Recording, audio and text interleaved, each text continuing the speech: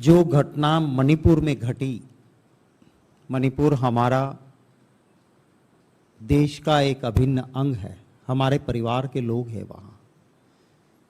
किसी पत्थर दिल आदमी का भी दिल रोने लगे उस तरह की घटनाएं, और दुनिया भर में इस बात को लेके जिसके दिल में थोड़ी सी इंसानियत है वो खुद बोल उठा कि गलत हो रहा है। दुनिया भर की पार्लियामेंट में भी कहीं ना कहीं इसकी गूंज उठी। आपने देखा होगा ब्रिटेन की पार्लियामेंट भी इस बात की चर्चा कर रही है। हमने पहले ही दिन मांग की राज्यसभा में, लोकसभा के बारे में हमारे साथी गोगोई जी आपसे बात करेंगे। राज्यसभा में हमने पहले दिन नियम 267 के तहत नोटिस दिया। ये जो आज गृह मंत्री भी, मुझे तो बड़ा दुख है क्योंकि मैं गुजरात से आता हूं, उस पद पे सरदार वल्लभ भाई पटेल बैठा करते थे गृह मंत्री बनके, जहां लोह पुरुष थे, सच की आवाज थी। आज उसी पद पे बैठे हुए गृह मंत्री जी एक झूठी बात कर रहे हैं कि सदन चर्चा के लिए सरकार तैयार है। क्या आप इस देश के लोगों को गुमराह करने के लिए इतने नीचे तक गिरोगे? 267 के तहत हम चर्चा क्यों मांगते हैं? हमारे कानून में राज्यसभा के प्रावधान किया गया है कि जब कोई ऐसी बड़ी घटना घट जाए कि जिसके लिए सारे नियम, सारे काम वो साइड में रख देना चाहिए, सारा काम रोक लेना चाहिए और पूर्णतः पूरी तरह से राज्यसभा के अंदर उस इश्यू की चर्चा होनी चाहिए। यह है रूल 267। मैं आपके जरिए पूरे देशवासियों को पूछना चाहता हूं कि क्या ये विरोधी दल या लाइक माइंडेड पार्टीज की मांग गलत है? मणिपुर से ज्यादा सीरियस चीज क्या कोई हो सकती है? आप क्यों मना कर रहे हो 267 के तहत? सरकार ने खारिज कर दी है, हमारी बात नहीं मान रही। हम चर्चा के लिए जब कहे कोई बात बीच में नहीं रहेगी। दलगत राजनीति से ऊपर उठ के इंसानियत के नाते वहां जो हैवानियत हुई है उनकी बात इंसानियत के नाते हम करना चाहते हैं। कुछ सुझाव देना चाहते हैं, कुछ गलतियां हुई है उसको दिखाना चाहते हैं और मणिपुर में मरहम लगाने का काम होगा अगर 267 के तहत पूर्णतः चर्चा होगी। अब बीजेपी क्या कहती है? नो, 267 नहीं, क्योंकि यहां पूरी चर्चा भी होगी। जरूरत पड़ने पे हम वोटिंग भी मांग सकते हैं कि हमारा रेजोल्यूशन सही है या नहीं, वोटिंग कर लो। अब ये कहते हैं नो। ये कौन सी चर्चा की बात करते हैं? शॉर्ट ड्यूरेशन डिस्कशन, छोटी चर्चा। जब कोई बड़ा हादसा नहीं होता है तो 3 मेंबर लिख के, 1 मेंबर लिखता है, 2 सपोर्ट करता है और हमारा कानून कहता है कि इसकी छोटी सी चर्चा हो जाती है क्योंकि मामला गंभीर नहीं है। अगर सीरियस बात है 267, अगर छुटमुट की बात है 167, छोटी चर्चा। और छोटी चर्चा में क्या होगा? इन्होंने बीजेपी से नोटिस दिलवाएंगे, छोटी चर्चा के लिए नोटिस बीजेपी के एमपी देंगे और फिर उनका बयान और बाद में मंत्री जी का हवाबाजी वाला भाषण और फिर कह देंगे कि चलो मणिपुर पे चर्चा हो गई, फुटो। क्या ये बात हम कैसे मानेंगे? हमें हमारे मणिपुर के भाइयों बहनों के दुख दर्द की बात करनी है तो 267 चाहिए। और 267 इसलिए चाहिए कि वहां पूर्णतः चर्चा जरूरत पड़ने पे वोटिंग हो सकती है, ये हमारी मांग है। अब और भी हम कॉम्प्रोमाइज करें, हमने कहा कि आइए आप बात रखिए अपनी पूर्णतः चर्चा के लिए, उसके लिए वो तैयार नहीं। पार्लियामेंट्री प्रोसीजर एंड प्रैक्टिस साफ लफ्जों में ये कहती है कि जब पार्लियामेंट शुरू हो तो चाहे प्रधानमंत्री जी हो या कोई भी मंत्री हो, पार्लियामेंट के फ्लोर पे उन्हें अपना स्टेटमेंट रखना चाहिए, ना कि पार्लियामेंट के बाहर। ये पार्लियामेंट्री प्रोसीजर एंड प्रैक्टिस कहती है। मोदी जी क्या करते हैं?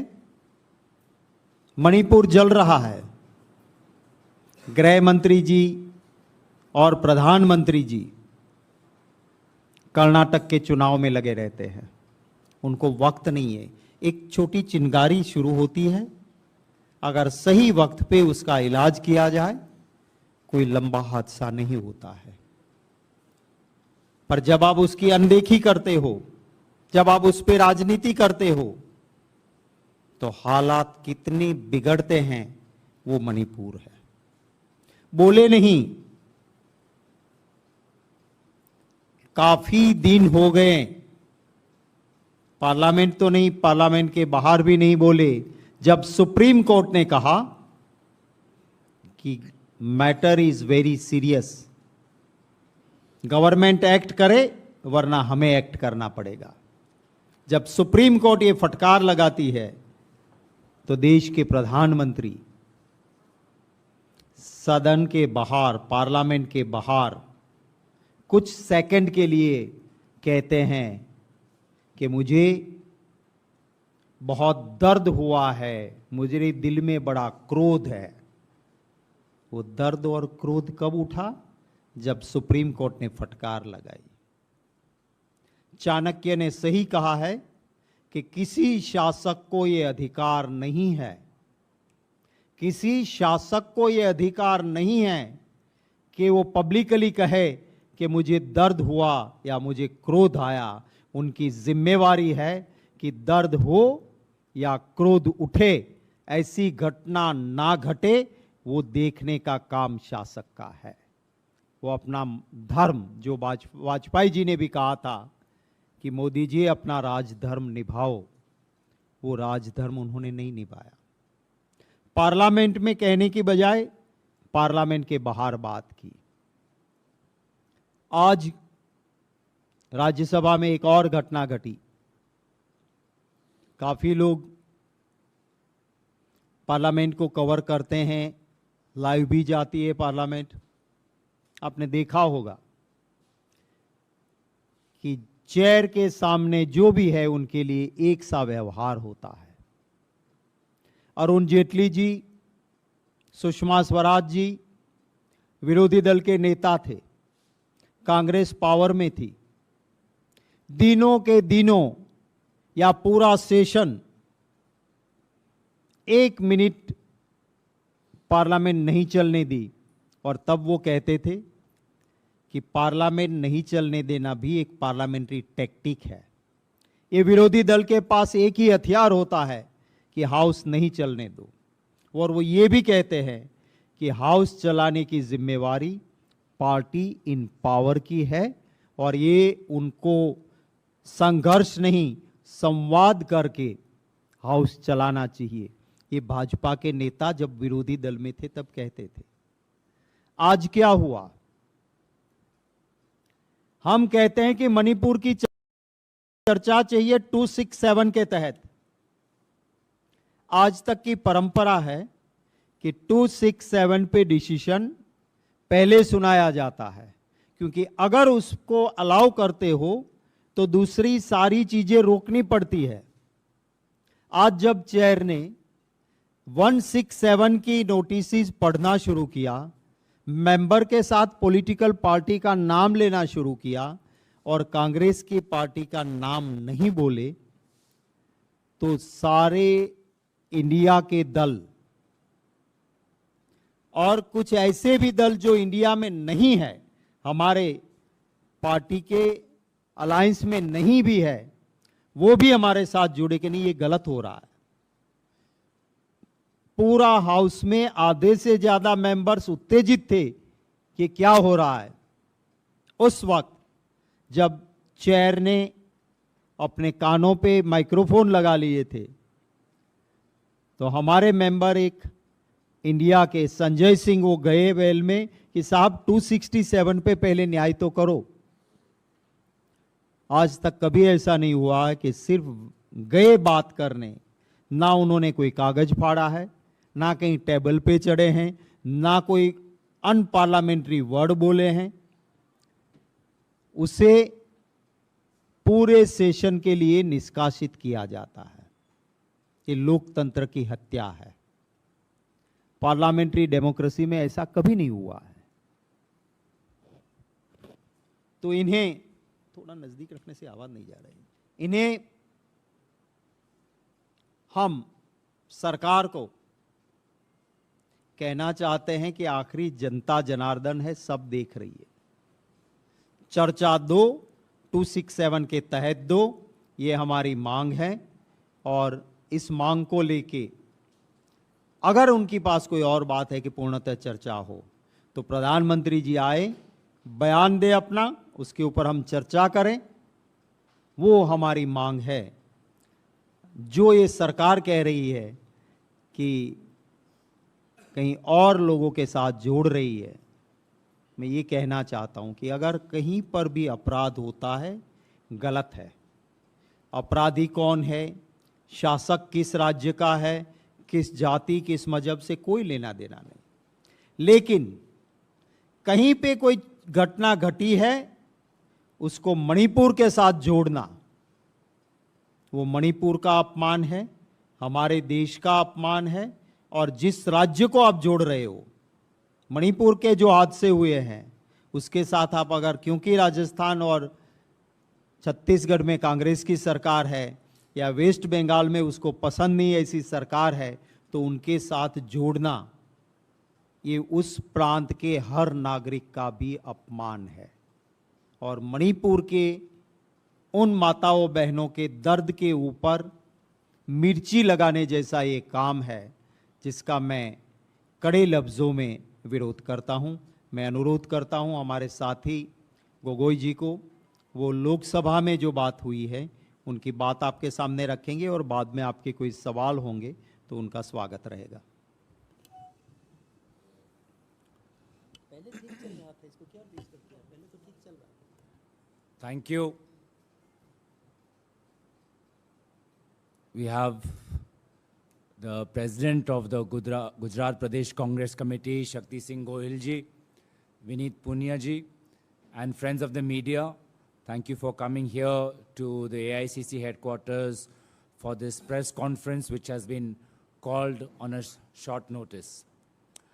I would just say a few points in English, and I would add to what my senior colleague Shakti Singh Gohil ji has said. If you look at the actions of the BJP inside the parliament over the last few days, it is clear that the Prime Minister is afraid of speaking inside parliament. He is scared to debate the issue inside parliament. We have heard the ministers of the ruling party saying that they are ready for a discussion. We have said we are ready for a discussion.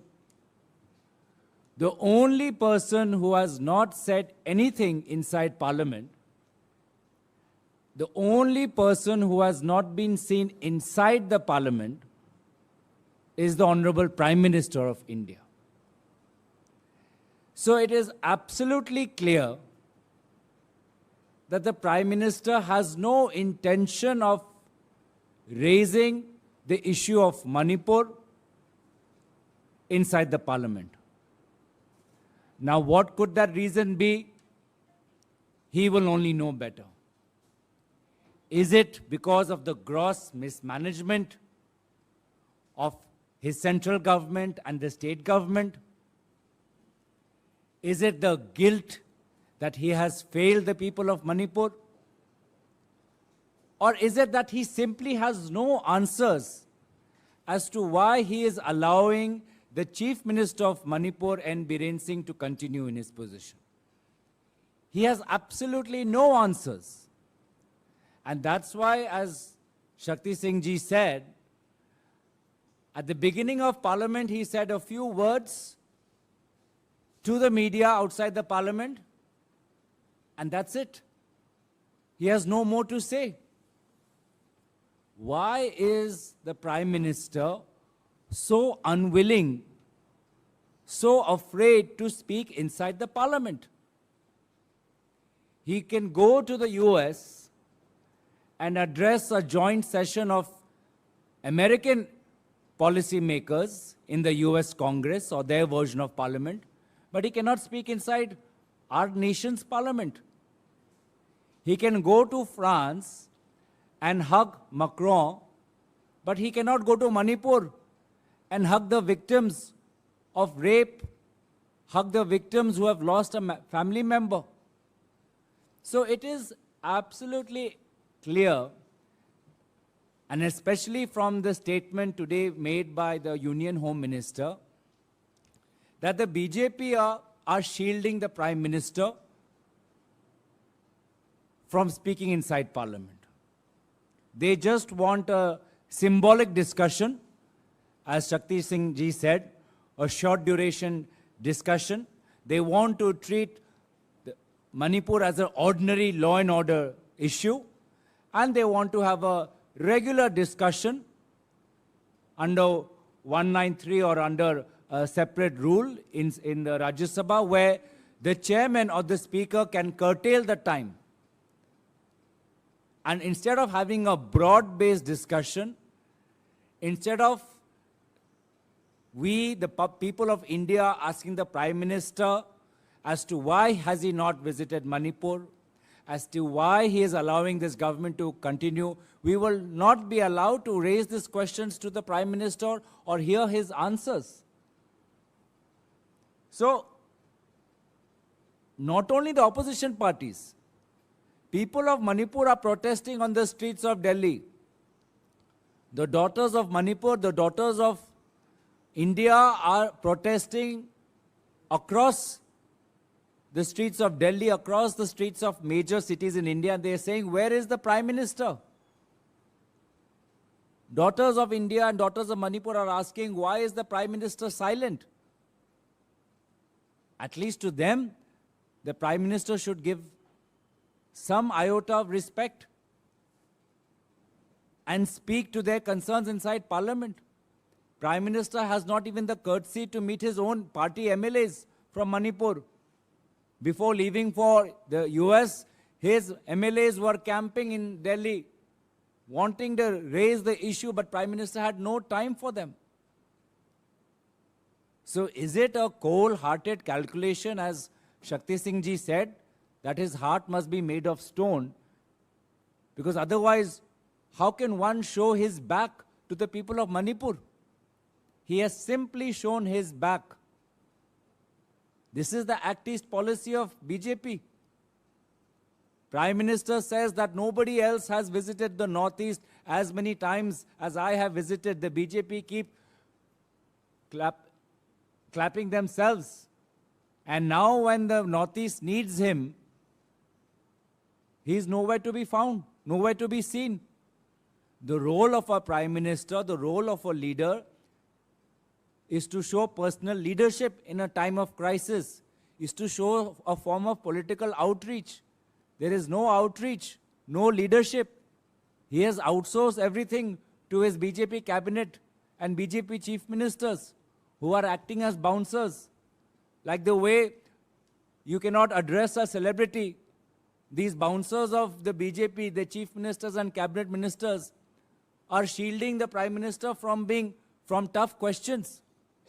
The Prime Minister thinks that he is above the Parliament of India. He need not come. It's been 3 days. He need not come inside Parliament and make a suo motu statement.